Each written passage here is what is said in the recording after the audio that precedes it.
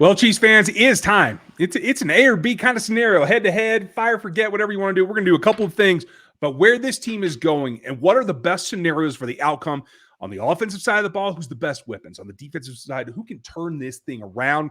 We're going to go head to head each other today on Locked On Chiefs.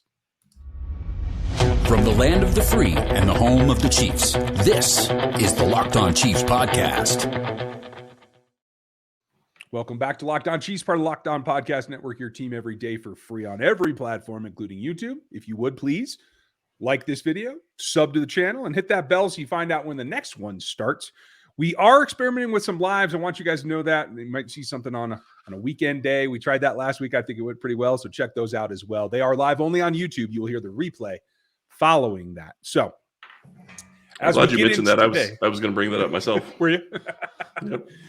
We have a lot going on, a lot of perspective, and it's about perspective as we go through the OTA process. We're going to cover a lot of different topics today as we kind of give each other back and forth scenarios. We're going to get into it. I'm Ryan Tracy, the founder of Rogue Analytics and Performance Consulting, home of the Athletic Matrix. You can find me at rogueapc.com as well as NFL33.com for your non-Chiefs news around the league, trending topics, team building, the whole 9 yards. And I'm Chris Clark. You can find me over at Chiefs Corner. You can find me over there. You can find me on Twitter at Chiefs Corner or Locked On Chiefs. Really usually stay pretty busy on there. Lots to talk about over the next couple of weeks, but it'll really start picking up once training camp opens, and we still don't know data on that. That is expected to be the last week of July usually. Yeah. And those dates should be coming once they wrap mandatory minicamp. I think that's usually the release point. So we'll fill you in when we get to that point. But there's still a few days of practice left for OTAs, and then there is mandatory minicamp. So there's still a lot of things that can change this spring. But we're going to go through some scenarios, some things that we've been kind of considering back and forth, and we're just going to get some reaction from each other. And I want to start with a segment we did on Locked On Draft. It's called Either Or. Would you like this situation better, or would you like this situation better? And so for me, I'm going to start on the offensive side. I'm going to ask you, if it comes down to this new retooled offense that Patrick Mahomes has to come out with, would you rather see starters be Hardman, MVS, and Juju, and I'm counting 3 as the 11 personnel package, or would you rather see MVS come in as a secondary change of pace kind of X and run Hardman more and Juju? I really think that it's going to be Hardman, Juju, and MVS. I think that Moore is going to be a guy that they're going to sprinkle in early on in the season. I think that they are eventually going to bring him in to more packages. The bigger question that I have when looking at the wide receivers is how big of a role is Hardman really going to play? Because in years past, he hasn't played near as big of a role as I expected he would. So does that go up without Tyreek Hill here, or is Moore going to become somewhat of a replacement for Hill in some scenarios? I'm not trying to say Sky Moore is Tyreek Hill. He's not. But I do think that you're going to see a situation where you're going to have Moore on the field a lot, because I think he's going to make plays as a rookie. I agree. I won't argue that at all, to tell you the truth. I could just see the fact that they've been relying on small ball for the last few years. So I think there is a possibility that they try to start the 3 smaller guys and bring in MVS a little bit more situationally when they want to go to a bigger package, because he can run out of the slot as well. And I'm finding that part of his game really intriguing as to how they're going to use him initially. I think it will change through the course of especially the first 7 games before the bye, but I'm really interested to see how they start. Fair enough. Would you rather? Right. So what do you got? Would you rather, and I already know the answer, I'm pretty sure I already know the answer to this question. Would you rather go with a guy in Lucas Niang as your starter at right tackle, or would you rather it be a guy like Darian Kennard? A guy like, I'd rather Lucas be healthy. Yep. But right now, if I would rather see Kennard win the right tackle spot in Lucas's absence, that means that he's outperformed Andrew Wiley. Yep. Who's put in a lot of good snaps for this team, but he is a known commodity. And he isn't a guy that I think has a whole lot more upside to reach. So if Kennard can beat him out, whether it's this week, next week, or during training camp, I find that a very good sign, not just for Kennard, but for the roster right now. And then we're going to have that serious conversation later about Niang versus Kennard. Yeah, that's going to be a series that is definitely going to be a serious conversation. You have to wonder how that's going to play out, because at some point Niang is going to be healthy, and he does have superior agility, I guess is maybe what I would say, compared to Kennard. He has a lot better feet. So how does that play into this scenario? And is he, with all the time off with injury, though, is he already going to be behind the 8 ball when he comes back? Is the big question. Yeah, that is the big question. All right, one more scenario on the offensive side of the ball that I'm really intrigued with because I'm struggling with this one. Would you rather, or either or, Travis Kelce, 92% of the snaps, Jody Fortson 5, and you know they're going to run a couple sneaks with Blake Bell, so give him the last 2%, right? Or 3%. Or Travis, 70% of the snaps, Jody Fortson 15, 5 or let's call it 10 to Noah Gray, and then the little bit for whoever is in the situational things. Which way would you go? Option 2. Yeah. I think you look at Travis Kelce and his age, and I think that giving him 90+% of the snaps is going to be detrimental to his health. I know he's proven that he can stay healthy year round, but I don't want to risk that. You still do not have a guy that can replace Travis Kelce. There isn't a guy that can replace Travis Kelce on this roster or really in the NFL. So to me, I don't think you risk that and try to play him 90% of the time, especially when you have all the other weapons that you're going to be able to use in the wide receiver core that should be able to open other things up. Yeah, I mean, he's a special player, but you got to think longevity with him as well. So I agree with you. I would probably lean that way, at least today. Yesterday, I was probably the opposite. Who knows? But I'll tell you what, he's a special player, and you got to treat them accordingly. If you have someone special, you should treat them accordingly as well. And right now at BlueNile.com, you can celebrate the special moments, whether it's an engagement or just a classic anniversary or something like that. And you can do it in a really custom way without giving it away, whether you're trying to pop the question or whether you're trying to really make that emphasis on a milestone in your life. You can build a custom piece of jewelry of her or his dreams, depending on who you're giving it to. Ladies, this doesn't exclude you. You can celebrate those moments of life over at BlueNile.com, and they will help you. They have everything that you need, no matter what you're looking for. They have experts online 24/7 to help you. Take a moment and make this little sparkling moment in your life with the jewelry that Blue Nile provides you. Make it special. Our fans are getting $50 off of every $500 purchase or more right now. It's exclusive for the podcast, and you have to use the code Locked On when you go to BlueNile.com. That is the code Locked On. And when you get there, you can get whatever you're looking for, design it all, and it all comes insured. It ships free, and it arrives in packaging that won't give your prize away. So that's important as well. I hope you guys will check that out. They do a lot of great things over at BlueNile.com. They also do some things that really help me, or people like me who have a tendency to beat up their vehicles. You can get everything at rockauto.com that you need, whether you're putting in yourself or maybe you're trying to supply somebody with parts a little bit cheaper than maybe a dealership would give you, or one of the big chain stores, because you don't have to wait on what they have in stock. You can get it from rockauto.com, and they'll get it to you for a much, much wider selection of parts that you might need, and you save money and time, up to 100%, and that makes a big difference. They're a family-owned business, has been in business 20 years. They know how to treat people, and they have everything from tail lamps to brake lights to maybe even transmission controllers. I'm just saying. Go check out their website today. It's super easy, and you can put in Locked On in there. How did you hear about us box? And that'll tell them that we sent you over there. Check them out. It's amazing selection, reliably low prices, and all the parts your car or truck is ever going to need over at rockauto.com. Transmission parts, you say? Boy, that sounds interesting. I wonder where Possibly. that came from. Yeah, someplace. Yeah. Man, go check out rockauto.com. They do have everything. I will say that. I've been looking for my car for a couple of different things. It is a phenomenal site. Let's flip it over to the other side of the ball. Mm-hmm. Who you got on defense? Where do you want to go on defense? The big question to me is, how do you affect pressure? So either or. Blitz 10% more. So you're talking about taking the blitz percentage up into the 30s from Steve Spagnuolo. Or go make some blockbuster kind of trade, maybe even a first or second rounder, to try to wrangle away a young defender that you feel can probably play in a four-man front and get pressure more. Either or, which would you do? If it were me, I would be trying to wrangle away a defender that had 2 or 3 years left on his contract. Yeah. Personally.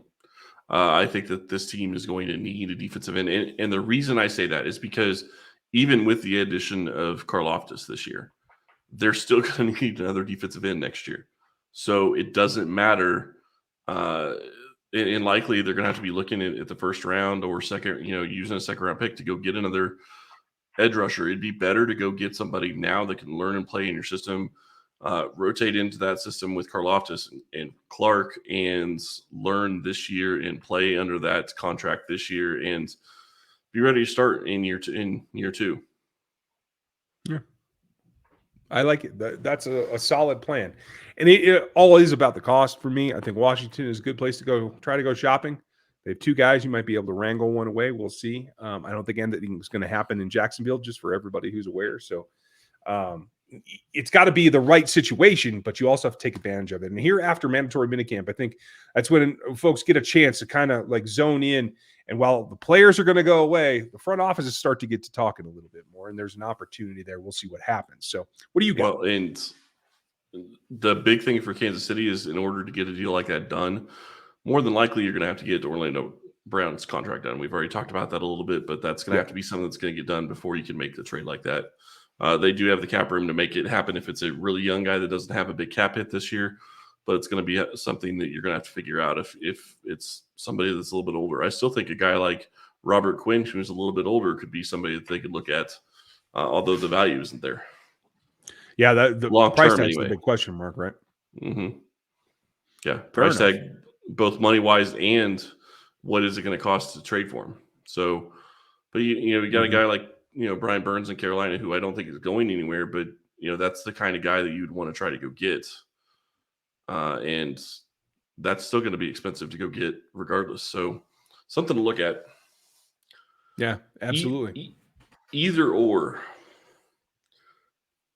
Do you think that Kansas City is going to stay with a system where they employ three safeties a lot, or do you think that they're going to go back to more of a traditional base look with the addition of Chanel on the roster?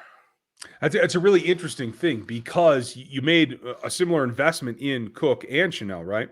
Mm-hmm. In the area of the draft, day 2, that they were selected.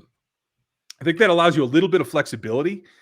But unless Chanel really shows out and you feel that you are now in a position that you can guard against 11 personnel with 3 linebackers on the field, I don't think that changes. I think in the end, Steve Spagnuolo's tradition wins out, and he wants to play dime with 3 safeties on the board. I think Cook is going to give him a reason to feel comfortable doing that. I have a lot of confidence what Brian Cook's going to bring to this defense as a rookie, and let alone beyond. So I think in the end, Spags stays Spags and uses dime looks. Yeah, and I agree with that. I think he does. I just wonder if the percentage is going to be a little bit more skewed towards having more linebackers on the field for a little bit higher percentage. I'm not talking, something that's a huge change. I'm just talking about a little bit more than it has been in the past because they actually have linebackers that can do what they want to be able to do now. Yeah, I hear you. So, okay. I got a couple of good ones for the next segment as well. I'm really interested in that. So take that a step farther, and no one's talked about this yet, but in a pinch, I think that it could be done. Either or. Chris Jones plays 12% of his snaps at end, in relief and in rotation with Frank and George, or he stays inside all year long, less than 2% of his snaps at edge. I think it's going to be more than 2%, but I don't think it's going to be 12. And the reason I say that is because I do think that you're going to see times where they line up Karlaftis inside and they line up Jones outside, and maybe they stunt and maybe they do twists and maybe they play games that way. So I think it's going to be a little bit more than 2%. I don't expect Jones is going to be, being a defensive end on a regular basis, but I do think that there are times where they're going to have him line up as a defensive end. And I think that there's going to be times where they have him line up and rush as a defensive end, because you can't do it one way where you make it to where it's so obvious you're going to do a stunt or a twist or something. Right. So I do think that it's possible he's going to have some more, more than 2%, but I don't think it's going to be 12. I think it's, maybe 4 or 5% just to kind of keep the defensive line or the offensive line honest and to keep people guessing where the pressure's coming from. Okay. I like it. Now, you said you had a couple of more of these that you're ready for in this next segment, and I can only imagine where your mind is going with that. And if I was to try to place a bet somewhere, I would go over to BetOnline because I'm sure I could find a prop bet based on what Ryan's opinions are, because they have prop bets for everything. They really do. BetOnline.net is your number one source for all your betting stats and sports info. Find all the latest sports developments, news, and odds, including this year's basketball championship matchup, NHL hockey conference finals, Major League Baseball is still out there, and of course, fighting news from MMA to UFC. BetOnline is your continued source for all your sporting wagering information, including live betting, esports, and more. Head to the website today or use your mobile device to learn more about the trends in action. BetOnline, where the game starts. All right, hit me with it, because I know you have something up your sleeve. I could tell by the way you smiled. There's several things, because we talked yesterday about some of the hype, right?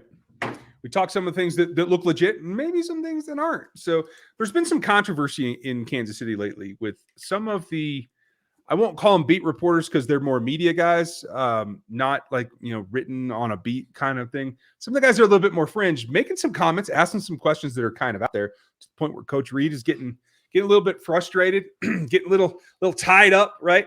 And some of it's getting a little bit outlandish. I'm not here to call out individual, but I'm just going to say some of this hype train is getting out of control.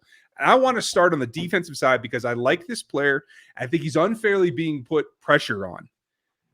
Fire or forget. The way this segment works, folks, is what we're seeing now, is it true fire? Is this what we're going to get from this player? Or is this forget? Is this a smoke screen?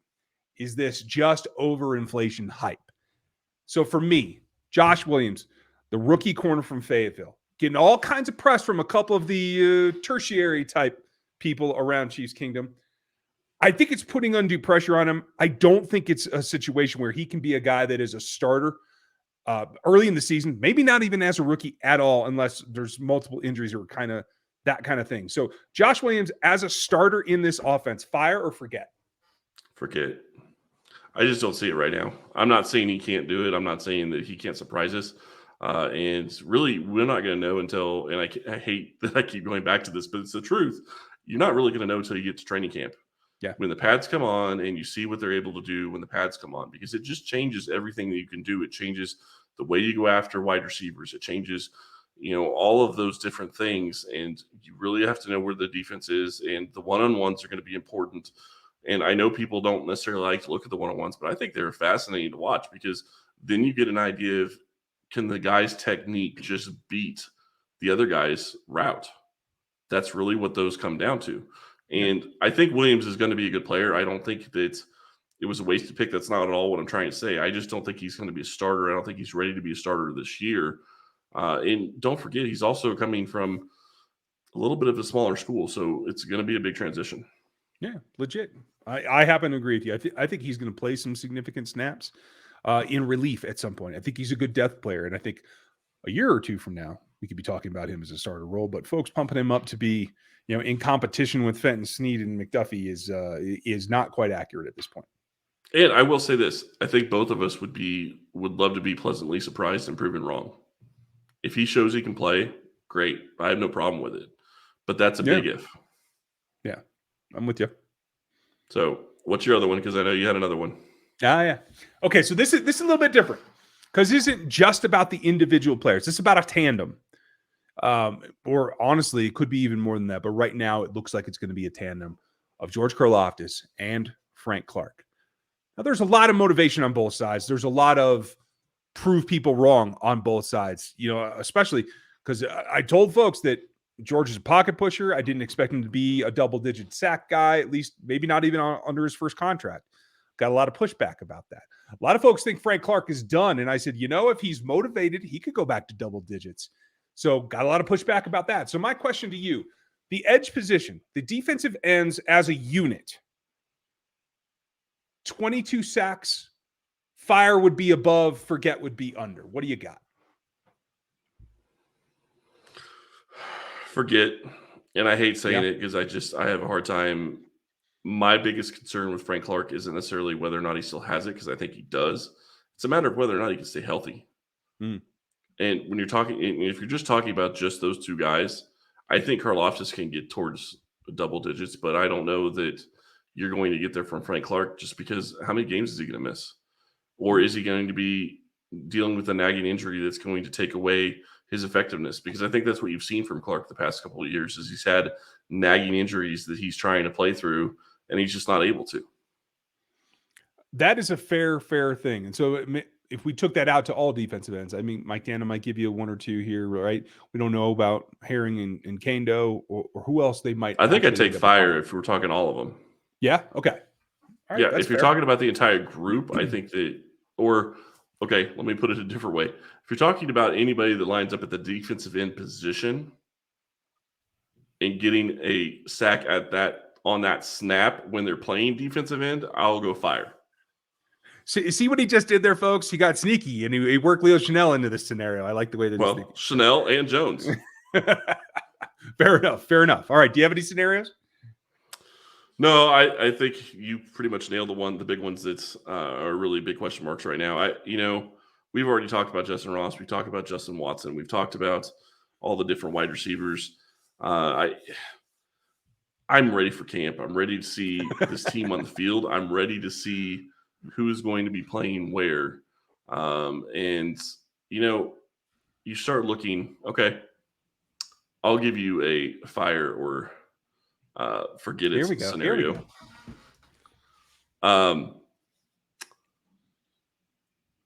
Pacheco is going to make the roster and make a contribution of more than 500 yards from scrimmage. Oh, from scrimmage. Okay. 750, actually. 750? Yeah. I'll say forget. 500 is right on the edge. Because you're talking return yards, pass catching, that's the key. And running that ball. is the key. Yes. Because I do think he could be a returner. So I could see 500 or 600 yards easy. Yeah, but I'll take the forget on that. I don't think he hit 750. Yeah, that's fair. And the big question when it comes to that scenario is, how do the top two running backs and Gore, for that matter, play into everything? How does Clyde play into this? Does Pacheco come in, take snaps? I'm not saying he's going to take snaps from Clyde early in the season. I don't think he'll take snaps from Clyde at any point during the season. But where does Jones fit? Where does Gore fit? How is all of this running back room going to be used? How are they going to be used from a skill set standpoint that could be running, passing, pass catching, or, as we said, returning in special teams, because could be a big part of it too. That's a fair point. And it certainly helps. And I do think there should be a little bit more rotation, because nothing against Clyde. I'm glad he's feeling healthy, but I don't predict him to play 17 games this year. At least not in regular season. Maybe 17 total. I wish you would be wrong, but I think you're right. That's a good one. Yeah, well, hey. If I'm wrong, we're all happier for it. So that's good. Exactly. Folks, we'll continue to refine this. We'll have some more fun with it. So look for this to be something we do again. I like the Fire, Forget, and the either or. So hope you enjoyed this one. Make sure you like, sub, and hit the bell on YouTube. Oh, you got another one? No, I don't have another one. I was just going to say, I think this is going to be a lot more prevalent or relevant when we get to training camp and we get some more information. So when we can actually see or hear stuff. Scenarios. And he wants to talk about things. I do. I'm so ready for camp. So ready for camp. Yeah, it's only 2 months away. You're fine. Yeah.